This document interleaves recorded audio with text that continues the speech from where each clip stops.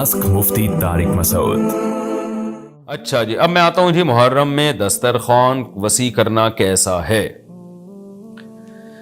इस बारे में एक रिवायत है कि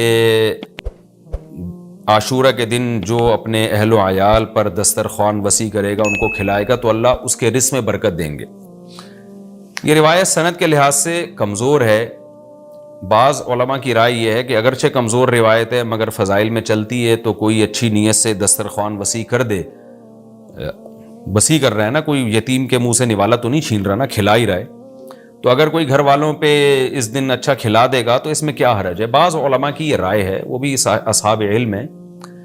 लेकिन बंदा एक को हमेशा से एक इश्काल रहा है कि जब एक बिल्कुल बेगुबार सही हदीस हमारे सामने मौजूद है, तो उसके मुकाबले में ऐसी कमज़ोर रिवायत को हम किस बेस पे तरजीह दे सकते हैं। हमारे सामने जो बेगुबार और बिल्कुल मुस्तनद हदीस है, जिसकी सनद पे कोई कलाम नहीं है, वो है रोज़ा। आशूरा के दिन रोज़ा रखना चाहिए।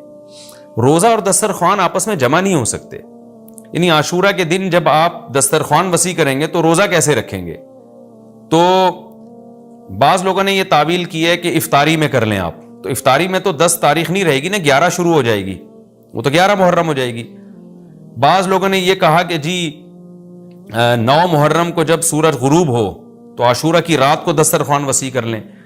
तो हदीस के ज़ाहिर से तो आशूरा का दिन मालूम होता है कि जब आशूरा वाला दिन शुरू हो चुका हो, यानी सुबह सादिक के बाद। यानी हदीस में तकल्लुफात करने पड़ रहे हैं, उसकी तावीलात करनी पड़ रही हैं। तो इस बारे में अल्लामा इब्न तैमिया रहमहुल्लाह की राय हमें बहुत सही मालूम होती है। उन्होंने ये लिखा है कि असल में हुआ ये था कि जब शिया हजरात ने आशूरा के दिन को मनहूस समझना शुरू कर दिया कि ये मनहूस दिन है और इसमें गम का दिन है, तो बाज़ सुन्नियों ने उनके मुखालफत में ना इसको खुशी का दिन मनाना शुरू कर दिया। यानी होता है ना, आप किसी की मुखालफत में हद से तजावुज़ करते हैं, तो उन्होंने खुशी के दिन के लिए इसमें खाने पीने की रिवायतें गढ़ ली, खाओ पियो खिलाओ पिलाओ, ताकि बिल्कुल उनकी मुखालफत हो। तो हकीकत यही मालूम होता है कि चूंकि सही हदीस में रोज़े का तस्करा मिलता है और रोज़ा और खिलाना पिलाना जमा नहीं हो सकते। अगर ये जो दूसरी आशूरा के में खाना खिलाने वाली हदीस भी बिल्कुल बेगुबार और मुस्तनद होती ना, तो हम दोनों को जमा करके तावीलात कर लेते कि जी इफ्तार में खिला दो और सारा दिन रोज़ा रखो, या नाबालिग बच्चों को दिन में खिला दो और बड़ों को रोज़ा रखवा दो, तो हम तावीलात करते अगर ये उसी टक्कर की हदीस होती।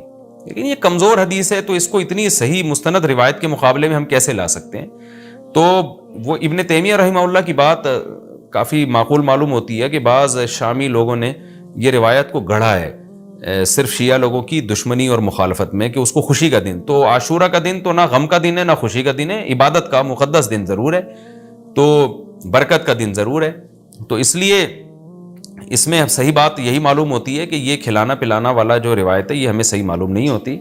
रोज़ा रखें, और इफ्तारी में तो वैसे ही दस्तरखान वसी करना चाहिए। इफ्तारी में समोसे पकौड़े जलेबियाँ बच्चों को खिलाएं ताकि उनको रोज़ा रखने की और ज़्यादा हौसला अफजाई हो। तो इसलिए हमारी राय इसमें यही है कि आशूरा के दिन बस रोज़ा ही की फजीलत है, दस्तरखान वाली बात हमें ठीक मालूम नहीं होती, क्योंकि इसके मुकाबले में जो है ना, दस्तरखान वाली हदीस के मुकाबले में ज़्यादा सही हदीस है जो रोज़ा तो खाना पीने से इज्तिनाब का नाम है, और इफ्तारी में तो वैसे ही आदमी खा लेता है, वो उसके लिए फिर ज़रूरत नहीं है अलग से हमें किसी रिवायत की।